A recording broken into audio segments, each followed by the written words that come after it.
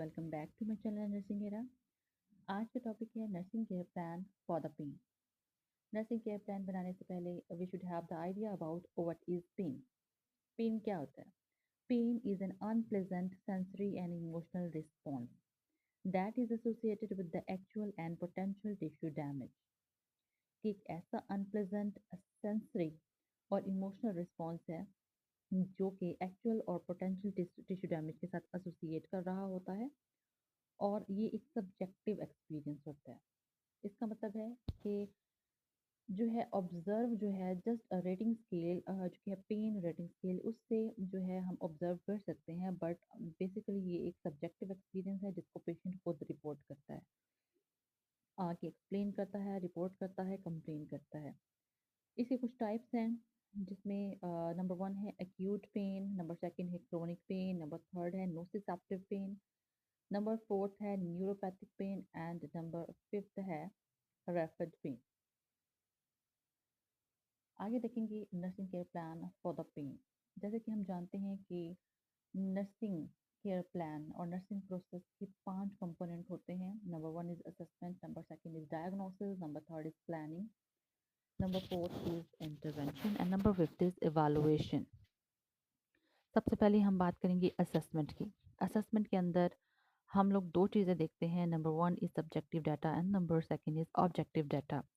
Subjective data is something जो कि patient report करता है, पेशेंट कंप्लेन करता है, पेशेंट आके डिस्क्राइब कर रहा होता है। और ऑब्जेक्टिव डाटा एक ऐसा डाटा होता है जो कि नर्स या डॉक्टर जो है वो ऑब्जर्व करता है। तो पेन के नर्सिंग केयर प्लान के अंदर जो है सब्जेक्टिव डाटा होगा कि पेशेंट जो है रिपोर्ट करेगा पेन। कैसा पेन रिपोर्ट करेगा? जो कि शार्प होगा, डल होगा या थ्रॉबिंग पेन हो सकता है।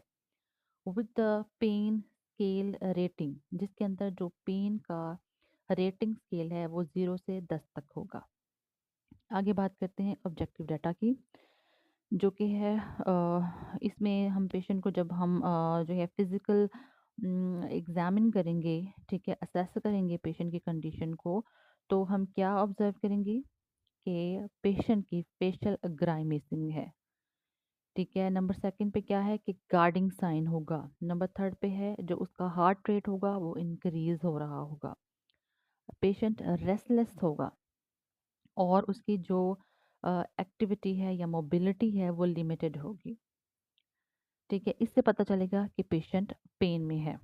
उसके बाद सेकंड कंपोनेंट है डायग्नोसिस। डायग्नोसिस के अंदर चूँकि हम नंदा की नर्सिंग डायग्नोज, नंदा की अप्रूव्ड करदा नर्सिंग डायग्नोज को ही लेंगे, तो हमारे पास पेन के लिए जो नर्सिंग डायग्नोज होगी वो क्या होगी? Acute and the chronic pain related to, किसके साथ रिलेट करेगा? इंजरी, सर्जरी या फिर कोई डिजीज हो सकती है। As evidenced by verbal reports and non verbal science. इसका मतलब है कि अगर तो पेशेंट का अक्यूट या क्रॉनिक पेन है, वो रिलेट कर रहा होगा या तो इंजरी से की वजह से पेन होगा, या कोई सर्जरी हो चुकी होगी मरीज़ की, या फिर किसी डिजीज़ की वजह से होगा, जिसको हम जो है एविडेंस्ड कर सकेंगे। एविडेंस्ड बाय होगा कि वो वर्बली रिपोर्ट कर रहा होगा या कुछ नॉन वर्बल साइंस शो कर रहा होगा, जिससे हमें पता चलेगा कि पेशेंट पेन में है। उसके बाद जो है हम लोग बात करते हैं number third component of nursing process की, जो कि है प्लानिंग। प्लानिंग में सबसे पहले हम लोगों ने जो है आउटकम, एक्सपेक्टेड आउटकम देखने हैं जो कि हमने अचीव करने हैं। नंबर वन है pain level will reduce to less than 3 out of 10। कि आफ्टर इंटरवेंशन जो पेशेंट का पेन लेवल होगा वो रिड्यूस हो जाएगा लेस देन और इक्वल टू 3 आउट ऑफ 10। ठीक है। नंबर सेकंड है कि patient will demonstrates effective pain management technique, कि पेशेंट इफेक्टिव मैनेजमेंट टेक्निक को जो है वो डिमॉन्स्ट्रेट कर लेगा। Patient will maintain the functional ability for a daily activities, कि पेशेंट मेंटेन कर लेगा फंक्शनल एबिलिटीज़ कि वो डेली एक्टिविटीज़ को परफॉर्म कर पाएगा। ठीक है। उसके बाद हम बात करेंगे कि हम क्या एक्शंस लेंगे उन प्लानिंग, उन एक्सपेक्टेड आउटकम्स को अचीव करने के लिए। तो सबसे पहले हम लोगों ने जो है असेस पेन, के पेशेंट का पेन असेस करना है regularly using a pain scale. Number second, administer the analgesics कि हमने एनाल्जेसिक्स पेशेंट को एडमिनिस्टर करनी है उसके पेन को रिड्यूस करने के लिए as prescribed by the doctor. Apply the non pharmacological measures कि हम लोगों ने फार्माकोलॉजिकल के अलावा नॉन फार्माकोलॉजिकल मेजर्स को भी अप्लाई करना है, जिसमें हीट होगा, कोल्ड थेरेपी होगी, डिस्ट्रैक्शन भी हम करवा सकते हैं और डीप ब्रीदिंग एक्सरसाइजेज के ज़रिए से भी क्या कर सकते हैं, पेशेंट का पेन रिड्यूस कर सकते हैं।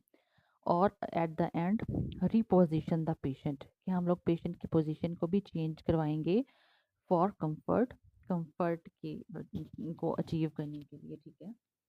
आफ्टर दैट इन इंटरवेंशन के बाद हम क्या देखेंगे, क्या अवेलुएट करेंगे कि पेशेंट का जो लेवल है वो रिड्यूस हो गया है, पेशेंट जो है वो वर्बलाइजेस कर रहा है relief and uses the coping strategies and number last है improve the ability to perform the daily activities कि उसकी जो है जो एबिलिटी है वो इम्प्रूव हो गई है कि वो अपनी डेली एक्टिविटीज़ को प्रॉपर तरीके से परफॉर्म कर पा रहा है। तो बच्चों ये था nursing care plan for the pain. I hope you all understand about the nursing care plan of pen.